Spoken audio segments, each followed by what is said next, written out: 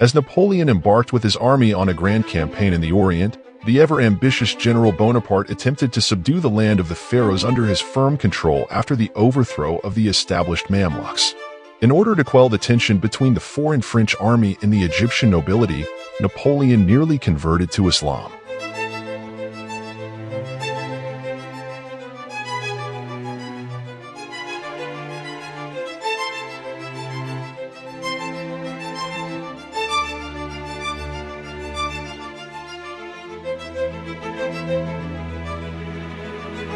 Before the French army left the shores of France, Napoleon issued orders to respect the local customs and religion of Egypt and to not anger the local Muslim religious leaders.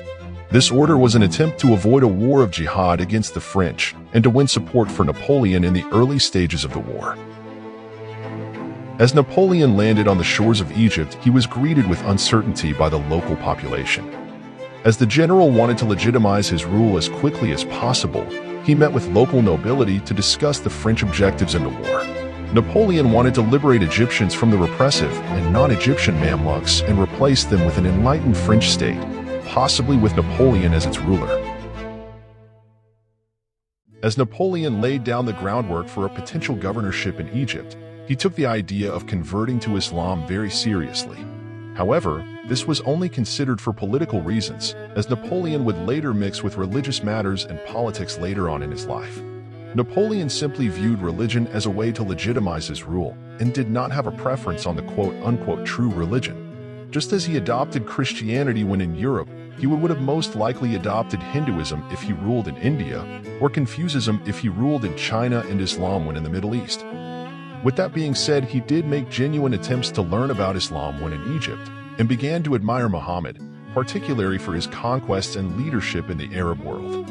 Though Napoleon never converted, as he neither learned nor repeated any prayer of the Quran, as many persons had asserted, that he never advocated fatalism, polygamy, or any other doctrine of the Quran. That issues with regard to the Islamic faith were to him matters of curiosity only, that he never set foot in a mosque, and was unwilling to fully commit to Islam as the campaign against the Ottomans was not yet one.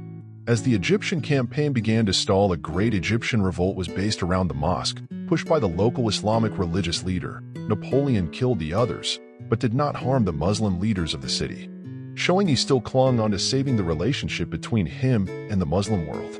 As the French forces in Egypt were cornered, it no longer became politically necessary to appease Islam, and as Napoleon left Egypt, so did any interest in converting to Islam.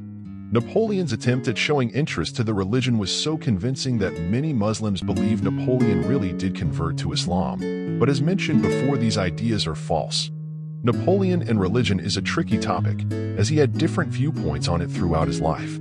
However, this is an interesting what if to think about what a Muslim Napoleon, and potentially governor of Egypt, could look like.